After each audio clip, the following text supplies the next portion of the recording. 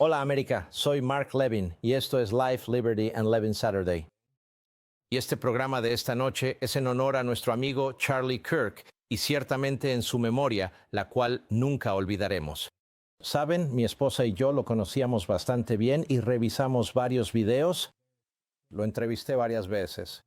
Recuerdo que fuimos juntos a eventos de radio y nos sentamos uno al lado del otro. Recuerdo los primeros días de Turning Point USA, cuando él me pidió que fuera. Nadie realmente había oído hablar de eso. Yo iba y hablábamos con él, con su maravilloso equipo y con quien se convertiría en su hermosa esposa, que en ese entonces era su novia. Y comparto la experiencia de todos los demás, la de un joven tan amable y dulce como uno pueda imaginar. Pero luego me puse a pensar qué más había en él. La gente dice, el gran defensor de la libertad de expresión. Él era eso. Tuvo un impacto en la gente joven como nadie más lo tuvo. Sí, eso es cierto. Pero fue más que eso. ¿Qué fue? Ya sabes, a veces soy un poco nerd. Paso una enorme cantidad de tiempo haciendo ¿qué? Lectura. La gente dice, ¿qué haces como pasatiempo? Yo leo. Bueno, ¿no es eso lo que haces para trabajar? Sí, soy un hombre afortunado. Puedo hacer lo que me gusta hacer en ambos casos. Quiero decir, también hago otras cosas, pero aún así nunca es suficiente. Simplemente tengo esta sed insaciable. Y en muchos aspectos soy autodidacta. Sí, fui a la universidad, sí, fui a la facultad de Derecho, pero cuando se trata de cosas que me interesan, los grandes filósofos, Aristóteles, Cicerón, toda esa gente, todo eso lo aprendí por mi cuenta. Y esa es una de las principales cosas que tenía en común con Charlie Kirk. Charlie no fue a la universidad. Él pensaba que era una pérdida de tiempo. Honestamente, yo también lo pensaba. Él no fue a la facultad de Derecho. Yo sí. ¿Estás listo para esto?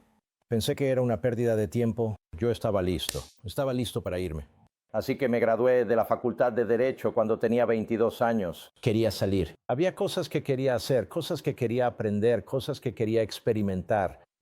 Charlie lo supo desde el primer día. Pero es aún más que eso. ¿Qué era? Charlie tenía ideas, tenía creencias, quería persuadir al mundo de su punto de vista. Una cosa es creer en la libertad de expresión. Cualquier chiflado puede ejercer la libertad de expresión y lo hacen. Pero era más que eso. Tenía sistemas de creencias, tenía principios que quería comunicar, que quería persuadir a la gente. Sentía pasión por estas cosas. Era increíblemente inteligente. Era un genio en muchos sentidos, un genio autodidacta. Y eso era lo que quería hacer. Amaba a Estados Unidos. Quería defender a Estados Unidos con ideas. Y así el horror. Ser asesinado cuando todo tu mensaje es una serie de ideas, creencias, valores y principios para tratar de persuadir a la gente es sencillamente horrendo. Horrendo. Así que lo que quiero hacer esta noche es algo que nunca he hecho antes. En marzo de 2020, durante la pandemia, fui a Washington, D.C. Quería entrevistar a Charlie sobre su nuevo libro La Doctrina Maga, las únicas ideas que ganarán el futuro. Y quiero que veas esta entrevista desde la perspectiva de lo que acabo de mencionar, el increíble hombre de las ideas. Y cómo quería presentar estas ideas y persuadir a la mayor cantidad de personas posible. Adelante. Charlie Kirk, ¿cómo estás, amigo mío? Mark, gracias por invitarme. Eres conocido por nuestra audiencia, Turning Point USA, pero quería tenerte aquí. Porque este movimiento de Bernie Sanders nos dicen que es un movimiento juvenil, nos dicen que los republicanos bien podrían resignarse al hecho de que los jóvenes van a votar demócrata. Peor aún, socialistas. Y quiero explorar esto contigo. Creo que este es un tema muy importante. Y además has escrito un libro magnífico, La Doctrina Maga, las únicas ideas que ganarán el futuro. Y realmente está relacionado con el tema. Así que entremos en materia. En primer lugar, he dicho que los conservadores más les vale dejar de celebrar lo que los demócratas están viviendo con Bernie Sanders. El Partido Demócrata es el partido político más grande del país. El hecho de que haya mucha gente votando por un marxista, pueden llamarlo socialista democrático, todo lo que quieran. Yo sé lo que es. Él sabe que yo sé lo que es. Él no va a venir a sentarse en esa silla donde tú estás sentado ahora, para que él y yo podamos discutirlo. Esto me preocupa mucho. Y no creo que debamos estar deseando que Bernie Sanders sea el candidato del Partido Demócrata. ¿Estoy equivocado? Estás totalmente en lo correcto. De hecho, cuando voy a grupos conservadores en todo el país, digo que Bernie Sanders puede ser presidente de los Estados Unidos, normalmente la gente se burla y lo descarta. Puede suceder. Visito campus universitarios más que casi cualquier otra persona en el circuito conservador. Turning Point USA, estamos presentes en 2,000 campus de preparatorias y universidades en todo el país. Recibo informes de inteligencia diarios, si no es que cada hora, sobre exactamente lo que está ocurriendo en el terreno. Y puedo decirte que existe una base de seguidores que puede crecer de manera bastante significativa antes de las elecciones y de la cual Bernie Sanders puede sacar provecho. Y mira, por mi parte, no quiero seguir el camino de los demócratas en 2016 y ser tan despectivo con el candidato del otro partido diciendo que esa persona no puede ser presidente. Así que no sabemos si Bernie Sanders será el candidato o no. Pero sí sabemos que su ascenso está impulsado por una cultura rota y una cultura en la que nosotros, como conservadores, no hemos participado lo suficiente, especialmente en los campus universitarios. El sistema universitario en particular y los miles de profesores que ocupan principalmente los departamentos de historia. Y el departamento de humanidades han estado enseñando a la próxima generación a odiar nuestro país. Y no les han estado enseñando la historia de Estados Unidos correctamente, si es que se la enseñan. No les han estado enseñando sobre la fundación de nuestro país. Y cuando no estás agradecido por algo, Mark, ¿por qué querrías conservar ese algo? Si no estás agradecido por nuestro país, por supuesto que querrías apoyar una revolución para derrocarlo.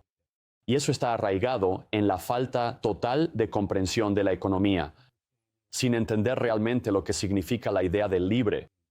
Así que lo que hago todos los días es tratar de llevar las ideas de libertad de la Constitución y de la libertad a estos campus universitarios. Y, aunque sea un pequeño punto de optimismo, hay una cantidad extraordinaria de jóvenes que están esperando escuchar este mensaje porque han sido silenciados por la élite intelectual, por así decirlo, en los campus universitarios, que creen que solo debe haber un conjunto de ideas en estas universidades. Así que parece que estás diciendo, Charlie Kirk, que Bernie Sanders es el resultado final de lo que ha estado ocurriendo durante décadas. En las escuelas públicas, en los colegios y universidades, con prácticamente un monopolio ideológico, un monopolio de profesores ideólogos. Y eso está empezando a tener consecuencias serias. Y ves a republicanos y veo a algunos que están en los medios y en realidad están eufóricos. Ahora, no sabemos si Bernie Sanders será el candidato, pero el hecho de que no lo sepamos para mí es problemático. Publiqué algo cuando estaba en Israel y dije, mis compañeros conservadores, ¿de qué están celebrando? Estoy de acuerdo contigo. Y no solo eso, él ha movido al Partido Demócrata y también otros lo han hecho. AOC, Tlaib, Omar, personajes realmente marginales. Han movido el centro del Partido Demócrata, han movido el centro del debate político. Y esto es algo contra lo que tenemos que luchar y de lo que debemos estar conscientes, ¿no es así? Mira, tenemos que entender que lo que ocurre en los campus universitarios pronto sucederá en los pasillos del Congreso. Y no deberíamos celebrar el auge de un marxista en nuestro país, de ninguna forma ni bajo ninguna circunstancia. Derrotamos al comunismo cuando cayó el muro de Berlín. Pero luego nos dormimos en los laureles y hemos permitido que esas mismas ideas marxistas infiltren las mentes de lo más valioso que tenemos en nuestro país, que son nuestros jóvenes. Así que tienes toda la razón, Mark, cuando dices que no deberíamos celebrar el auge de un marxista. Y de repente estás viendo ideas que antes habrían sido consideradas radicales dentro del Partido Demócrata, ahora convertirse en algo común. Así que la gente me pregunta todo el tiempo, ¿qué podemos hacer al respecto? ¿Qué puedo hacer yo ante el auge del socialismo en nuestro país? Y diste en el clavo. ¿Son las escuelas administradas por el gobierno las principales responsables de que esto haya sucedido? Bernie Sanders es solo un subproducto de una cultura rota. Él está explotando a una generación que ha sido entrenada para ser víctimas. Está explotando a una generación y a una población que quiere quitarle el dinero a otras personas. Y es muy fácil ser generoso con el dinero de los demás. De hecho, lo que tú y yo tenemos que comunicarle al pueblo estadounidense, la libertad y el libre albedrío, en realidad es una venta más difícil, por así decirlo. Es más difícil decirle a la gente que trabaje más o que se levante temprano o, en sentido figurado, que se valgan por sí mismos. Bernie Sanders habla de condonar préstamos estudiantiles, cancelar deudas y atención médica universal gratuita. Nunca tienes que levantarte de la cama. Así es. Y es la agenda mediocre del Partido Demócrata de trabajar menos y recibir más cosas gratis. Y que no quepa duda, el movimiento socialista en este país no va a desaparecer aunque lo derrotemos en las urnas en noviembre. Tenemos que derrotarlo. No importa quién sea el candidato, van a tener entre el 40 y el 50% de ese partido que son socialistas. La pregunta que siempre le hago a la gente es, ¿crees que Estados Unidos será más o menos socialista en 10 años? Y la única respuesta correcta a esa pregunta es lo que está ocurriendo en la cultura. ¿Qué están leyendo nuestros estudiantes? ¿Están leyendo a los padres fundadores? ¿Entienden la historia de Estados Unidos? ¿Aprecian este regalo que Dios nos ha dado? Y la respuesta la mayoría de las veces es no. Y por eso operamos con el sentido de urgencia que tenemos en Turning Point USA, porque hemos estado ganando políticamente como conservadores en los últimos 10 o 15 años, pero hemos estado perdiendo trágicamente en el ámbito cultural. Y miras este movimiento progresista, que en realidad es el hijo del marxismo hegeliano, el rousseauismo, impulsados hace más de 100 años por personas como Woodrow Wilson, John Dewey, Theodore Roosevelt y otros, puedes ver que ha devorado una institución tras otra, los medios de comunicación. Los medios trabajan desde la perspectiva de la izquierda, como activistas sociales, como progresistas. Lo ves todos los días, lo ves en sus programas de los domingos. Miras a Hollywood, lo mismo. Pero nuestras escuelas públicas, ahí fue donde se centró el objetivo. No enseñes matemáticas sin enseñarlas en un contexto social. No enseñes química sin enseñarla en un contexto social, en un entorno de ingeniería social. Y eso tiene un impacto en la sociedad en algún momento. A medida que el movimiento progresista radical avanzaba, había resistencia en el Partido Demócrata con algunos moderados y centristas. ¿Ahora ha absorbido a ese partido? Espero que no. Quiero decir, en realidad, por el bien del país, deberíamos querer que al menos los demócratas moderados tengan voz. No hay nada bueno para el futuro de nuestra república, este regalo que se nos ha dado, en que el partido de oposición se vuelva completamente ruso-marxista. Me alegra mucho que hayas mencionado a Rousseau porque él fue la puerta de entrada a Karl Marx y Platón fue realmente la puerta de entrada a Rousseau. Y de lo que trata la gran conversación es gracias a Aristóteles y Platón, quienes, por supuesto, representaban la dinámica milenaria de alumno y maestro. Por supuesto, Sócrates enseñó a Platón, Platón enseñó a Aristóteles. Pero Aristóteles no estaba de acuerdo con Platón en una cosa fundamental. No estaba de acuerdo en muchas cosas, como por ejemplo, ¿es la propiedad privada algo bueno o algo malo? Platón decía que era algo malo. Deshazte de la propiedad privada. Platón también argumentaba en contra de la familia nuclear. Aristóteles dijo, no, en realidad, creo que la propiedad privada cumple una función. Creo que si intentas quitarle las cosas a la gente, de repente vas a quitarles su sentido y su capacidad de transmitir riqueza en ideas a la siguiente generación. Esta división entre Aristóteles y Platón se está manifestando hoy en nuestra política. Y tenemos que entender que Bernie Sanders no cree que la propiedad privada sea un derecho. Y como conservadores tendemos a esquivar este tema. No mencionamos que en los borradores originales de algunos de nuestros documentos fundacionales era vida, libertad y propiedad privada. Y tú me informaste de esto a una edad temprana al escuchar tu programa de radio. ¿Por qué es importante? Si no crees que poseer propiedad privada es un derecho, entonces podemos quitar una sexta parte de la economía estadounidense y la atención médica. Si no crees que la propiedad privada es un derecho, entonces no eres dueño ni de tu propia expresión. Este es un gran punto. Y sabes, Madison escribió un ensayo sobre la propiedad privada, sobre cómo es más que algo material. La propiedad privada es lo que tienes en la cabeza.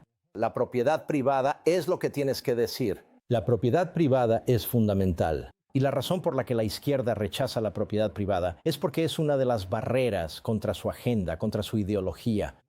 Y por eso la atacan constantemente. No les importan los multimillonarios, porque en realidad están atacando a la llamada clase media. Eso es exactamente correcto. Es la clase media cuya riqueza se redistribuye, a la que se controla con su atención médica. Y todo lo demás relacionado. Pueden hablar de multimillonarios todo lo que quieran. Así es.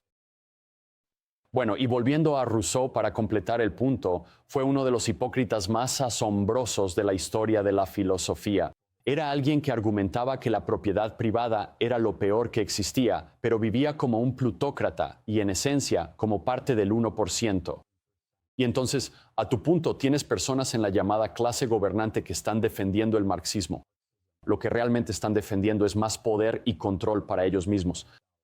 En realidad, no quieren vivir bajo las mismas propuestas que están ofreciendo a la población o al pueblo o a la ciudadanía. Y lo que creo que es tan fundamental aquí es si la izquierda se saliera con la suya, ¿qué permitirían en términos de propiedad privada?